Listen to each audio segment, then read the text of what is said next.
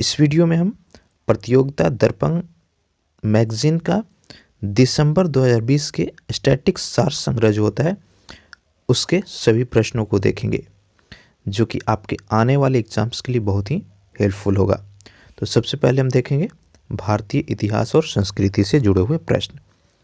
देखिए, पहला प्रश्न है, टोटल इसमें जो है 130 प्रश्न होंगे। ठीक है, पहला प्रश्न देखिए, सिंधु सभ्यता के निवासी घरों एवं नहरों के विन्यास के लिए किस पद्धति को अपनाते थे? आंसर होगा ग्रिड पद्धति। ठीक है, इस मैगजीन में काफ़ी इंपॉर्टेंट क्वेश्चन रहता है जो इस पार्ट में दिया हुआ रहता है। ठीक है, तो ध्यान से देखते चलिएगा। दूसरा प्रश्न देखिए, उत्तर वैदिक काल के वेद विरोधी व ब्राह्मण विरोधी धार्मिक अध्यापकों को क्या कहा जाता था? तो आंसर होगा श्रमण। हर्षवर्धन और पुलकेशिन द्वितीय, वेरी वेरी इंपॉर्टेंट क्वेश्चन है फ्रेंड्स। हर्षवर्धन और पुलकेशिन द्वितीय के मध्य हुए संघर्ष की जानकारी कहाँ से प्राप्त होती है? तो आंसर होगा ऐहोल अभिलेख से। चौथा प्रश्न देखिए, जो कि बार बार रिपीट होता है, बराबर की गुफाओं का उपयोग किसने आश्रय गृह या फिर रहने के लिए किया था? तो आंसर होगा आजीविकाओं ने। बीपीएससी पीटी में पूछा हुआ था। दिल्ली के सुल्तान इल्तुतमिश ने शेख उल इस्लाम की उपाधि किसे दी थी? तो ये होगा शेख बहाउद्दीन जकारिया को। इब्न बतूता द्वारा अरबी भाषा में लिखा गया उसका यात्रा वृत्तांत, जिसमें 14वीं शताब्दी में भारतीय उपमहाद्वीप के सामाजिक एवं सांस्कृतिक जीवन के विषय में बहुत ही प्रचुर एवं रोचक जानकारियाँ मिलती है, उसको क्या कहा जाता है, यानी उस बुक का नाम क्या है? तो आंसर होगा रिहला। सातवां देखिए, अलवार संतों के एक मुख्य काव्य संकलन जिसका वर्णन तमिल वेद के रूप में किया जाता है, तो यह नलइयारा दिव्य प्रबंधनम। आठवां प्रश्न देखिए, वह कौन सा मुगल शासक था जिसने हिंदू कुश पर्वत तक अपने साम्राज्य की सीमाओं का विस्तार किया और उसने ईरान के सवाफियों और तुरान यानी मध्य एशिया के उज्बेकों की विस्तारवादी योजनाओं पर लगाम लगाए रखी थी? तो यह था अकबर। जब 1793 में बंगाल में इस्तिमारी बंदोबस्त लागू किया गया था, उस समय बंगाल का गवर्नर जनरल, देखिए इस्तिमारी बंदोबस्त कब लागू किया गया? 1793 ईस्वी, और उस समय के गवर्नर जनरल था चार्ल्स कॉर्नवालिस। बिरसा मुंडा को हिंदू धर्म तथा महाभारत के पात्रों का परिचय कराने वाले गुरु का नाम, very very important, Birsa Munda के गुरु का नाम था स्वामी आनंद पांडे। नेक्स्ट देखेंगे राष्ट्रीय आंदोलन से जुड़े हुए कुछ महत्वपूर्ण प्रश्नों को। इसका देखिए पहला और टोटल 11वां प्रश्न, मोहनदास करमचंद गांधी विदेश में 2 दशक रहने के बाद कब अपनी गृह भूमि यानी वापस आए थे? तो ये जनवरी 2015 में, डेट याद रखिएगा 9 जनवरी। ठीक है, तो 9 जनवरी 2015 को वे भारत आए थे, इसीलिए आज भी 9 जनवरी को प्रवासी भारतीय दिवस मनाई जाती है। 12वां है, किसके नेतृत्व में भारतीय मुसलमानों ने 1919-20 के दौरान खिलाफत आंदोलन चलाया था? तो यह था अली ब्रदर्स, कहा जाता है मोहम्मद अली और शौकत अली को। 13वां प्रश्न, गांधी जी ने कब और किस यात्रा के दौरान अपना सिर मुंडवा लिया और गरीबों के साथ अपना दादत्य स्थापित करने के लिए उन्होंने सूती वस्त्र पहनना आरंभ कर दिया था? तो होगा 1991 ईस्वी में दक्षिण भारत की यात्रा के दौरान, 1921 ईस्वी। नेक्स्ट देखिए, ये भी इंपॉर्टेंट है काफ़ी ज़्यादा, निष्क्रिय विरोध का सिद्धांत, कौन सा सिद्धांत? निष्क्रिय विरोध का सिद्धांत किसने प्रतिपादित किया? तो होगा अरविंद घोष ने। किसने खिलाफत आंदोलन को हिंदुओं और मुसलमानों की एकता का ऐसा अवसर के रूप में देखा जो 100 वर्षों में पुनः प्रस्तुत नहीं होगा?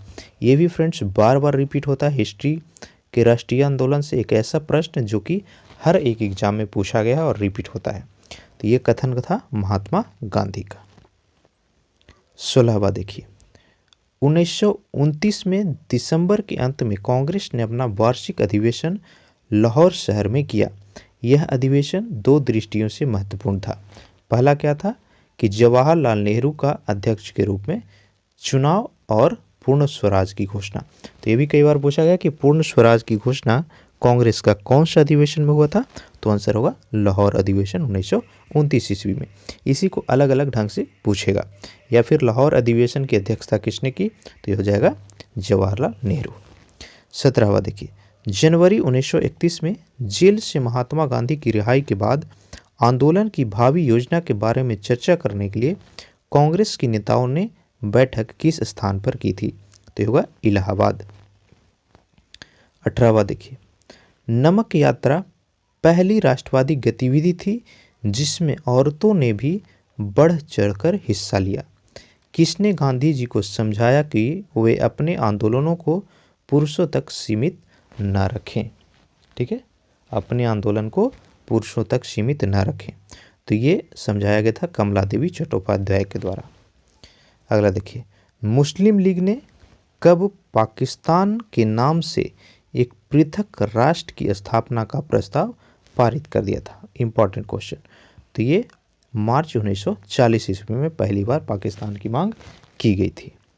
20वां देखिए, लॉर्ड वेविल की जगह लॉर्ड माउंटबेटन को वायसराय कब नियुक्त किया गया था। Important points. तो ये हो जाएगा फरवरी 1947 ईस्वी में। अगला देखेंगे भारतीय राज्य व्यवस्था एवं संविधान से जुड़े हुए प्रश्नों को।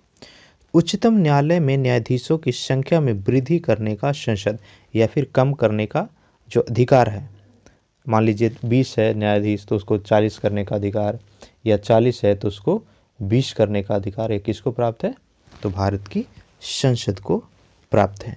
वर्तमान समय में उच्च न्यायालय में न्यायाधीशों की संख्या कितनी है, आप कमेंट करके बताइएगा। पूछता है, करंट अफेयर का क्वेश्चन है, आपको कमेंट करके बताना है वर्तमान समय में भारत के उच्चतम न्यायालय में जजों की, न्यायाधीशों की संख्या क्या है, जरूर कमेंट कीजिएगा friends.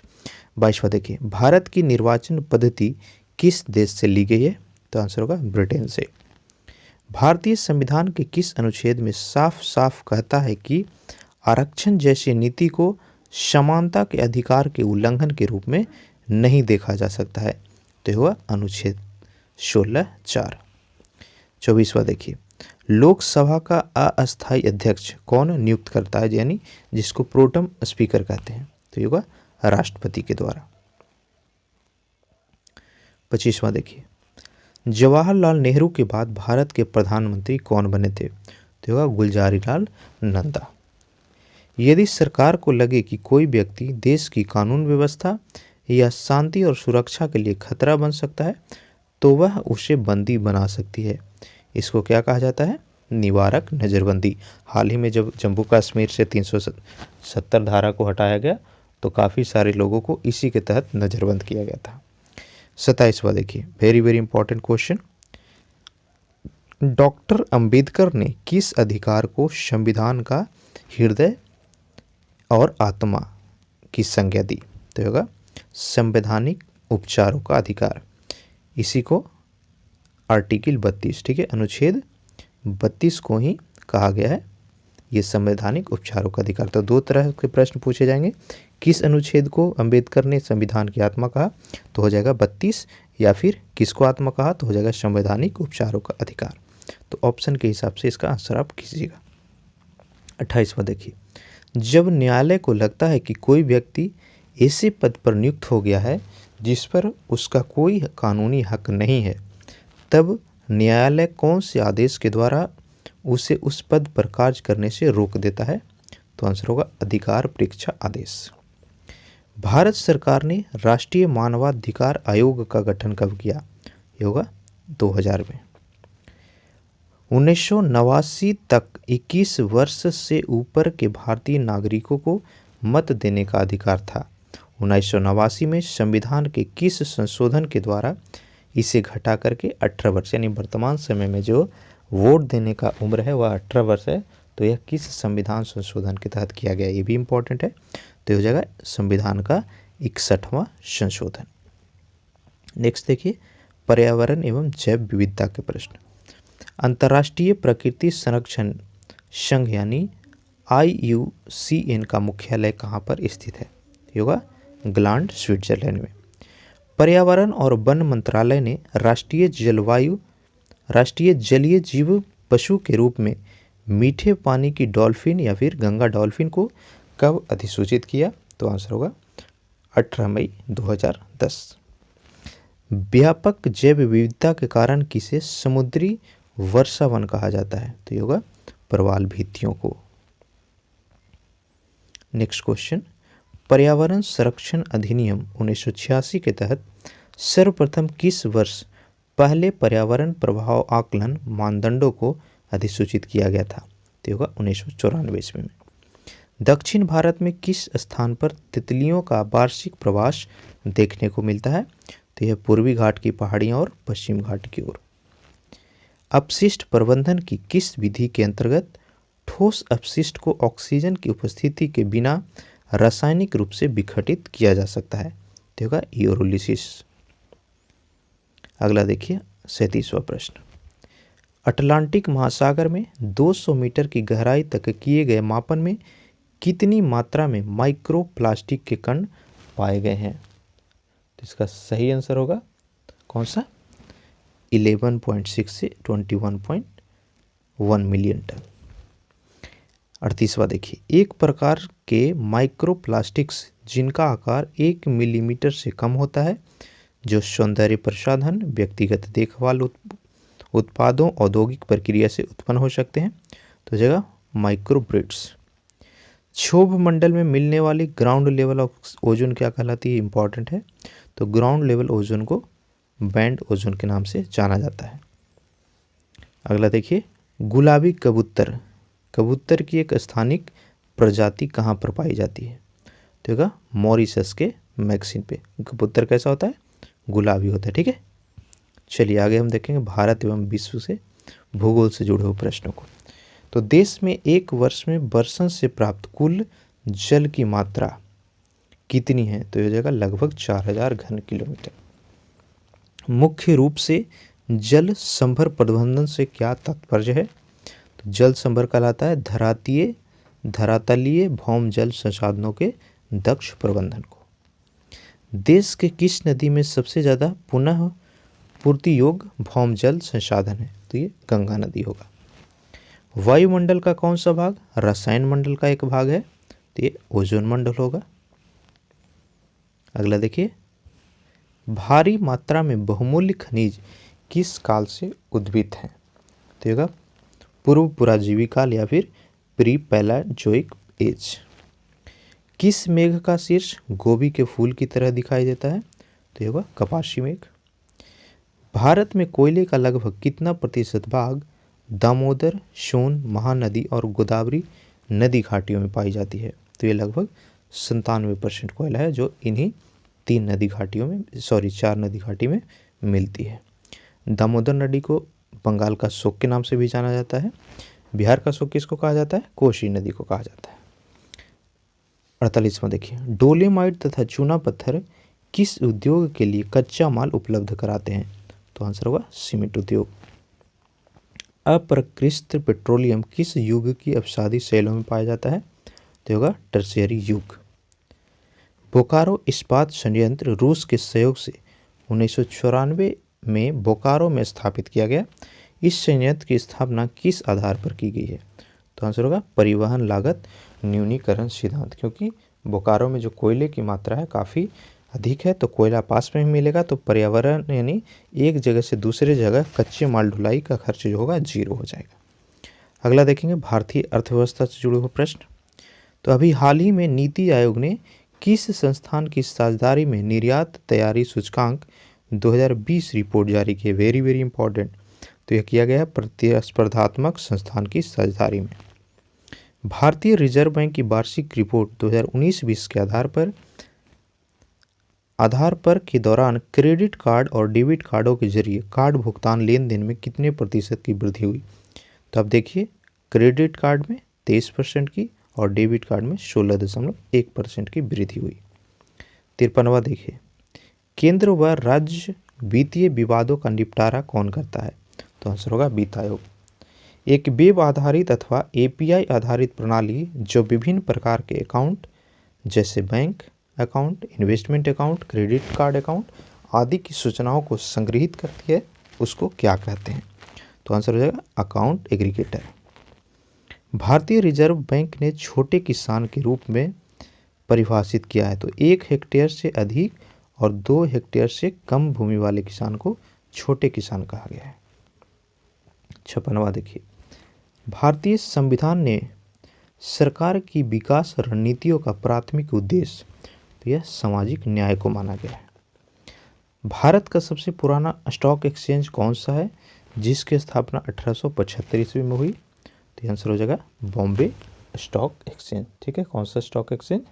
Bombay stock exchange. Next देखिए, कौन सी योजना उदारीकृत अर्थव्यवस्था के रूप में वर्णित है?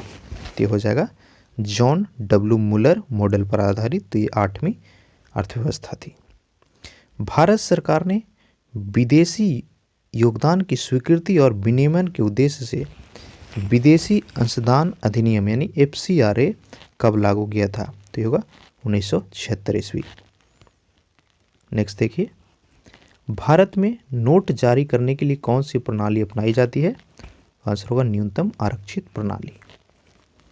अगला देखेंगे साइंस और टेक्नोलॉजी के प्रश्न। धारावाही कुंडली में ऊर्जा संग्रहित होती है, तो आंसर होगा चुंबकीय क्षेत्र में। फूलों के अध्ययन को क्या कहते हैं? ये हो जाएगा एंथ्रोलॉजी। पहले प्रकाश की गति को किसने नापा था? तो ये हो जाएगा लो लॉस रोमर ने। गिरगिट रंग क्यों बदलता है? इंपॉर्टेंट है। तो गिरगिट जो है गर्मी हीट मैनेजमेंट के लिए अपना कलर बदलती है। गिरगिट तो देख लिए। 65वां प्रश्न देखिए, नायलॉन, तो यह एक पॉलीएमाइड है। 66वां देखिए, ऑक्सीजन मिश्रित वह निष्क्रिय गैस है जो अवरोधित श्वसन से पीड़ित रोगियों को दी जाती है, तो ये जगह हीलियम गैस को दिया जाता है। अगला देखिए, फ्री ऑन का प्रयोग मुख्यतः किस रूप में किया जाता है? तो आंसर होगा प्रशीतक के रूप में। एल्युमिनियम को किस विधि द्वारा शुद्ध किया जाता है? तो यह जगह विद्युत अपघटन द्वारा। हाइड्रोजन स्पेक्ट्रम की व्याख्या सबसे पहले तो यह नील्स बोर ने किया था। मानव मस्तिष्क का सबसे बड़ा भाग, वेरी वेरी इंपॉर्टेंट, बार बार ये पूछा गया है। 70वां प्रश्न, मानव मस्तिष्क का सबसे बड़ा भाग, तो उसको सेरेब्रम के नाम से जाना जाता है। देखेंगे जलवायु परिवर्तन एवं आपदा से जुड़े हुए प्रश्न। देखिए, जलवायु परिवर्तन से होने वाले प्राकृतिक आपदाओं में सबसे अधिक प्रभावित होने वाले देश में भारत दुनिया में कौन से नंबर पर है? तो आंसर होगा तीसरा। विश्व मौसम विज्ञान दिवस, ये भी इम्पोर्टेंट है, तो हर साल 23 मार्च को मनाई जाती है। जलवायु परिवर्तन पर अंतर सरकारी पैनल यानी IPCC का गठन कब किया गया? ये हुआ 1988 ईस्वी में। 74वां देखिए, वैश्विक फुटप्रिंट नेटवर्क की स्थापना तो यह 2003 में किया गया था। अभी पृथ्वी का औसत टेम्परेचर तो यह 15 डिग्री सेल्सियस है। पृथ्वी का एवरेज डेंसिटी ये भी कई बार पूछता है, तो याद कर लीजिए 5.5 ये हो जाएगा ग्राम प्रति सेंटीमीटर क्यूब। ये पृथ्वी का औसत घनत्व है, इसको याद कर लीजिए। आगे देखिए, आपदा न्यूनीकरण और रिकवरी एक वैश्विक साझेदारी है जो प्राकृतिक खतरों और जलवायु परिवर्तन के प्रति उनकी भेद्यता को बेहतर ढंग से समझने और काम करने में मदद करती है। तो ये जगह विकासशील देशों को। 77वां देखिए, भारत की जलवायु परिवर्तन पर प्रथम राष्ट्रीय क्रिया योजना किस वर्ष प्रकाशित हुई, यानी क्लाइमेट चेंज एक्शन प्लान? तो सबसे पहले 2008 में आया था। अंतर्राष्ट्रीय ओजोन दिवस, वेरी वेरी इंपॉर्टेंट, अंतर्राष्ट्रीय ओजोन दिवस हर साल 16 सितंबर को मनाया जाता है। हरिकेन द्वारा क्षति के मापन के लिए किसका उपयोग किया जाता है? तो जगह सफीर सिम्पसन मापक। नेक्स्ट देखिए, किसने तिब्बत पठार के ऊपर सन 2005 में ओजोन आवामंडल यानी ओजोन हेलो का पता लगाया था? तो यह GW केंटमूर। नेक्स्ट देखिए, बाल विकास और शिक्षा शास्त्र से जुड़े हुए प्रश्न। तो वंचित समूहों के विद्यार्थियों को समान विद्यार्थियों के साथ साथ पढ़ना चाहिए, इसका अभिप्राय क्या है? तो आंसर होगा समावेशी शिक्षा। विकृत लिखावट से संबंधित लिखने की योग्यता में कमी किसकी लक्षण है? तो यह जगह डिस्ग्राफिया। प्रतिभाशाली विद्यार्थियों को अपनी त्रिवृत्तीय परिभाषा के लिए जाने जाते हैं, तो यह रेंजुली। एक बच्चा अतीत की समान परिस्थिति में की गई अनुक्रियाओं के आधार पर नई स्थिति के प्रति अनुक्रिया करता है। यह किससे संबंधित है? तो होगा सीखने का प्रभाव यानी लॉ ऑफ इफेक्ट। विशेष रूप से प्राथमिक स्तर पर विद्यार्थियों के सीखने संबंधित समस्याओं को संबोधित करने से का सबसे बेहतर तरीका तो होगा अक्षमता के अनुरूप विभिन्न शिक्षण पद्धतियों का प्रयोग करना। नेक्स्ट देखिए, सीखने की अंतर्दृष्टि सिद्धांत यानी इनसाइट थ्योरी ऑफ लर्निंग को किसने बढ़ावा दिया था? तो होगा गेस्टाल्ट सिद्धांतवादी। बालक के भाषा विकास में मुख्य योगदान देने वाली संस्था तो परिवार यानी फैमिली जो है सबसे ज़्यादा प्रभाव डालता है किसी भी बच्चे का विकास में। पूर्णतः पर्यायकालिक व्यक्ति का प्रत्यय किसने दिया? तो होगा कार्ल रोजर्स। किसने यह दावा किया कि सभी भाषाओं में होने वाले कुछ सार्वभौमिक गुण जन्मजात होते हैं? तो ये हो जाएगा नोम चॉम्स्की। किसने इस बात पर बल दिया कि बच्चे संस्कार के बारे में संसार के बारे में अपनी समझ की रचना सक्रिय रूप से करते हैं? तो ये दिया गया था जीन पियाजे के द्वारा। अगला देखिए, संप्रेषण संचार। व्यक्तिगत संचार बाधाओं को दूर करने के लिए उपयोग किसको करना चाहिए? तो होगा यथा समय संप्रेषण का।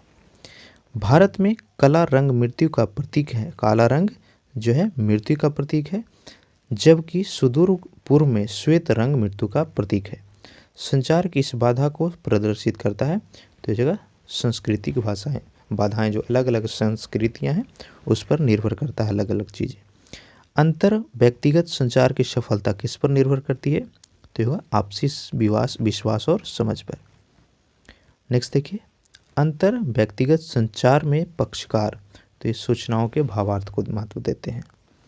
किन परिस्थितियों में लिखित संचार अनिवार्य होता है? तो आंसर होगा लीगल यानी कानूनी औपचारिकता में। संगठन के कर्मचारियों के बीच परस्पर संचार तो यह अंतर व्यक्तिगत संचार का होता है। प्रवाह की वह दिशा के आधार पर संचार का प्रकार तो यह समतल, विकर्णीय, अधिगामी और ऊर्ध्वगामी होता है, 4 प्रकार के। नेक्स्ट देखिए, संचार समाजीकरण का प्रमुख माध्यम है। संचार द्वारा सामाजिक और सांस्कृतिक परंपराएं एक पीढ़ी से दूसरे पीढ़ी तक पहुंचती है। यह कथन किसका है? तो यह हो जाएगा श्यामचरण दुबे आंसर। प्रबंधकीय कार्यों की सफलता कुशल संचार पर निर्भर करती है। यह कथन तो यह थियो हेमन का है। विश्लेषण की एक इकाई को कंटेंट की श्रेणी में रखने को क्या कहा जाता है? तो होगा कोडिंग। देखेंगे खेलकूद से जुड़े हुए प्रश्न। तो सैंडी स्टॉर्म्स किस क्रिकेटर की आत्मकथा है? तो होगा Sandeep Patil. Volley smash service शब्द किस खेल से जुड़ा हुआ इंपॉर्टेंट है? तो ये लॉन टेनिस से जुड़ा हुआ। कौन कौन सा? वॉली स्मैश और सर्विस।